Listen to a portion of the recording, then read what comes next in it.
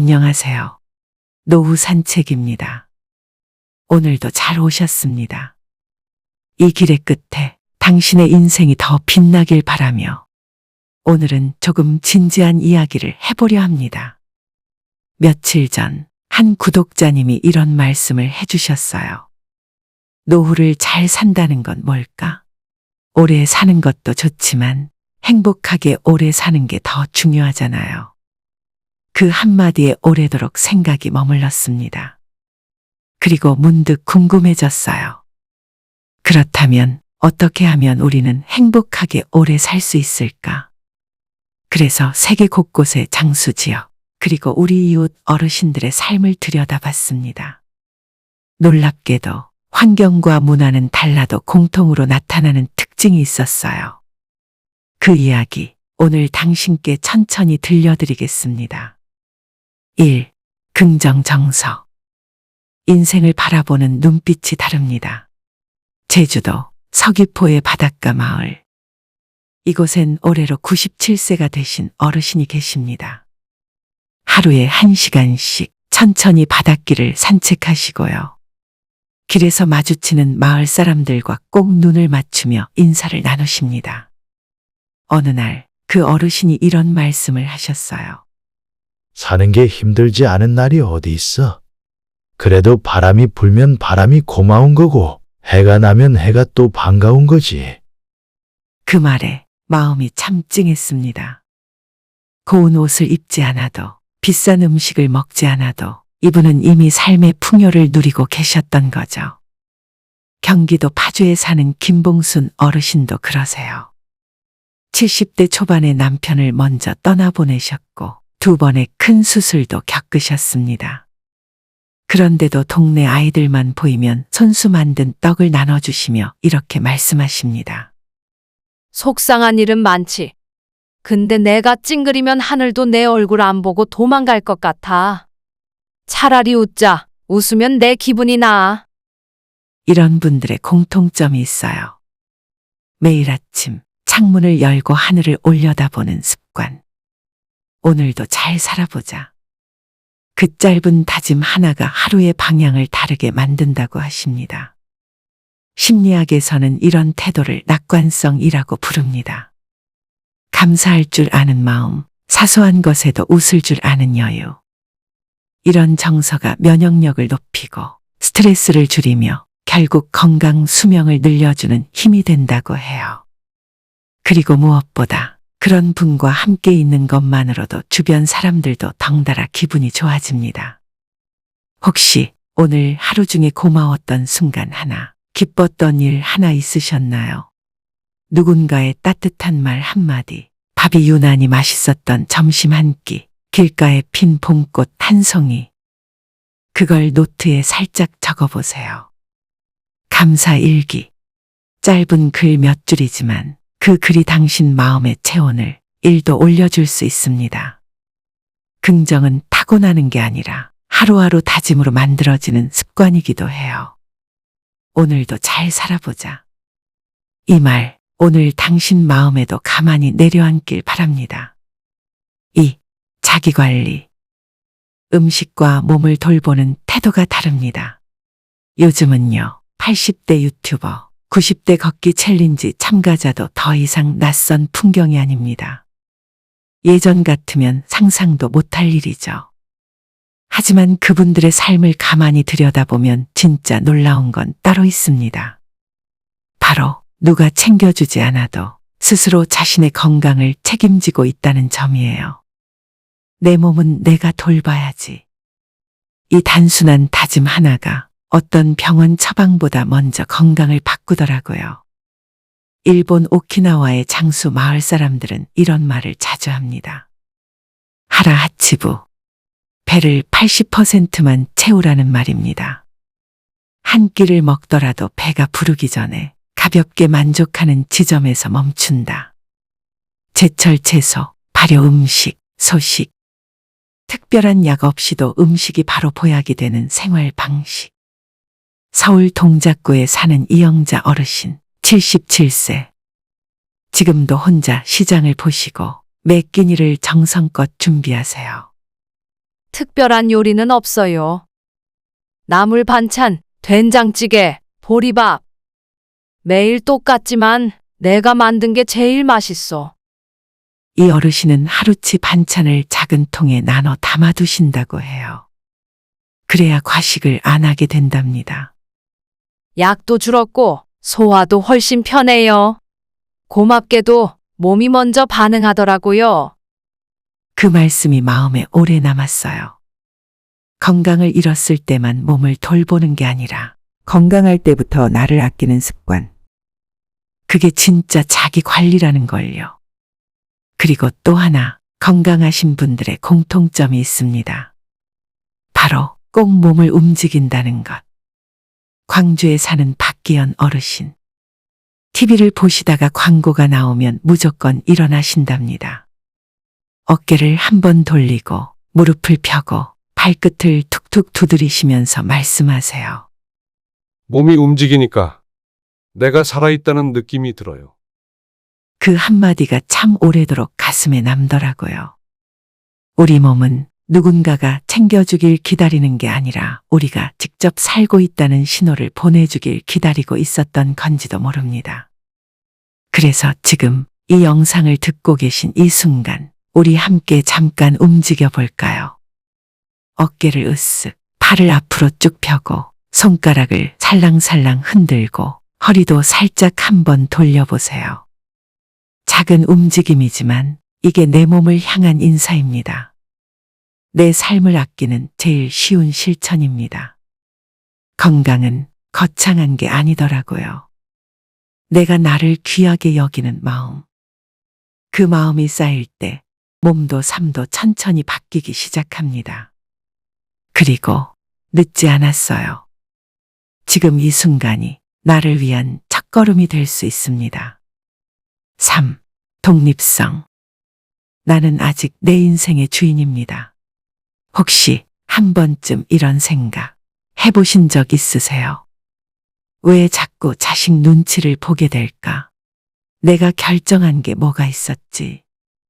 우리 세대는요, 늘 누군가를 먼저 챙기고 가족을 위해 참고 나보다 남을 먼저 생각하며 살아왔잖아요. 그러다 보니 어느 순간부터 나는 뭘 좋아하지?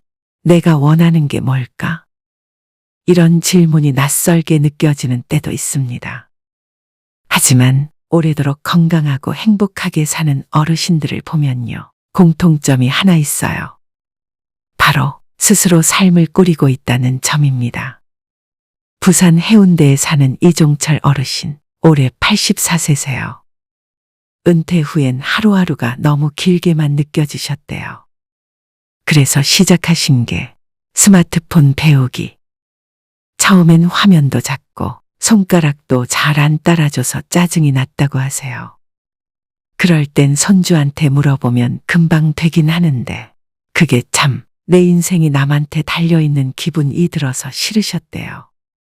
그래서 매일 10분씩 하나하나 스스로 연습하셨습니다. 지금은요, 당근마켓도 하시고 송금도 혼자서 척척. 누구 도움 없이 내가 해냈다는 거, 그게 얼마나 기분 좋은 일인지 몰라. 어르신의 그 웃음이 잊히질 않아요. 전주에 사는 최수님 어르신도 그러세요. 70대 중반에 시작하신 꽃꽂이. 처음엔 그냥 기분 전환이었는데 지금은 마을회관에서 봉사 수업까지 하신대요. 자식들 도움 없이 내가 할 수 있는 일이 있다는 거. 그게 삶의 맛이더라고요. 경제적으로 완벽히 독립하지 않아도 괜찮습니다. 중요한 건요, 내가 내 삶의 선택권을 갖고 있느냐는 거예요. 오늘 점심 뭐 드실지, 오늘 나가볼지 말지, 누구에게 먼저 안부 전화를 걸지. 그 작고 사소한 선택들이 결국 나는 아직 내 인생의 주인이다.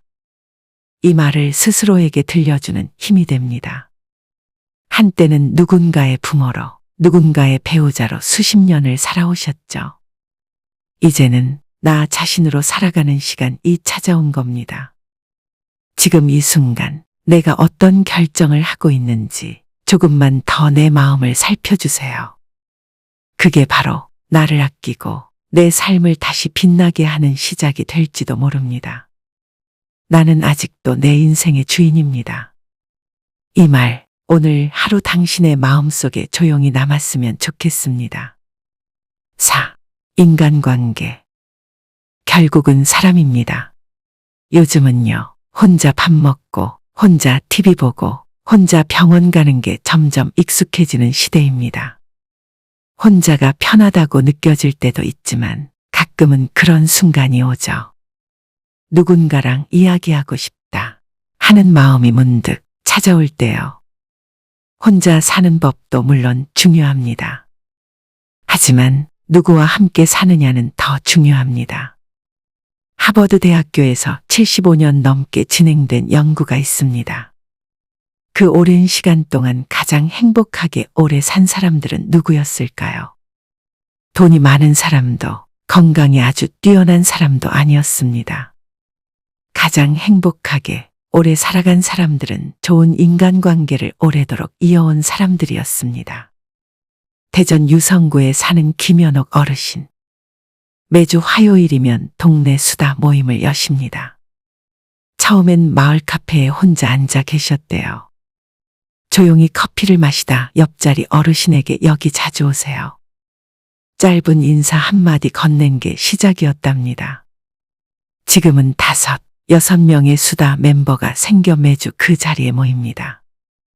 여기선요, 정치 얘기도, 남 얘기도 금지. 오직 웃는 얘기만 해요. 그렇게 웃는 시간들이 쌓여 삶이 훨씬 가벼워졌다고 하시더라고요. 울산의 한 교회에서는 매달 시니어 생일 파티가 열립니다. 생일을 맞은 어르신이 하고 싶은 노래를 한 곡 부르고 같이 밥을 먹고 생일 축하합니다를 다 함께 불러주는 자리. 이 나이에 다시 생일 축하를 받을 줄 몰랐어요. 말씀하시며 눈시울을 붉히던 어르신의 모습이 참 오래 기억에 남습니다. 관계란 나이가 들수록 훈련이 필요한 능력입니다. 예전엔 학교에서, 직장에서, 모임에서 자연스레 친구가 생겼지만 지금은 다릅니다. 가만히 있어도 관계가 만들어지지 않아요. 이제는 내가 먼저 인사를 건네야 하고 안부를 물어야 하고 때론 서운함도 말로 풀어야 합니다. 화해를 택하는 용기 역시 필요하죠. 우리는 그걸 관계의 기술이라고 부릅니다. 혹시 마음속에 오래 연락 못한 사람이 계신가요? 한때는 자주 연락했지만 언제부턴가 멀어진 친구. 그냥 잘 지내지 한마디로도 그 거리는 다시 조금씩 좁혀질 수 있습니다. 인생을 오래 살아보니 결국 남는 건 사람이다. 그 말 이제야 더 깊이 와닿습니다. 말을 나누고 눈을 마주치고 같이 웃는 그 순간들이 외로움을 덜어주고 우리 마음을 단단히 붙들어주니까요. 관계는 지금 이 순간부터 다시 시작할 수 있습니다. 늦지 않았습니다. 지금이라도 괜찮아요. 사람과 사람 사이의 온기. 그 따뜻함이 당신의 노후를 더 빛나게 해줄 거예요. 오늘도 노후 산책에 함께 해주셔서 감사합니다. 다음 산책도 기다리고 있겠습니다. 지금까지 함께 걸어본 4가지 이야기. 긍정 정서, 자기관리, 독립성, 인간관계. 이건 누군가 특별해서 갖게 된 것도 어떤 대단한 능력이 필요한 것도 아닙니다. 우리 모두가 오늘부터 조금씩 실천해 볼 수 있는 것들입니다. 완벽하지 않아도 괜찮아요. 서툴러도 괜찮아요. 중요한 건 지금 이 순간 내가 나를 위해 뭔가를 시작하고 있다는 것. 그 자체가 당신 인생을 다시 따뜻하게 덧칠하는 일입니다. 흔히들 노년을 하나씩 빼앗기는 시기라 말하죠.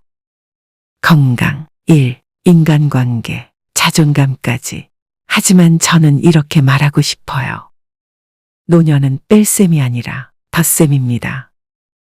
잃어가는 시간이 아니라 다시 채워가는 시간. 그동안 못했던 나를 위한 일들, 내가 좋아하는 취향, 새로운 관계, 가볍게 웃을 수 있는 하루하루. 그것들을 이제 다시 더해갈 수 있는 시간. 그리고 그렇게 쌓여가는 하루가 어쩌면 누군가에게는 이렇게 살아야 하는구나 하는 길잡이가 될 수도 있습니다. 당신의 하루, 당신의 미소, 당신이 지키고 있는 그 한 가지 습관조차도 누군가에겐 살고 싶은 삶의 한 조각이 될 수 있어요. 오늘도 노후 산책에 함께 해주셔서 감사합니다. 이 시간 당신과 나눈 이야기가 당신의 내일을 조금 더 따뜻하게 밝혀주기를 바랍니다. 다음 산책도 천천히 함께 걸어가고 싶습니다. 기다리고 있겠습니다.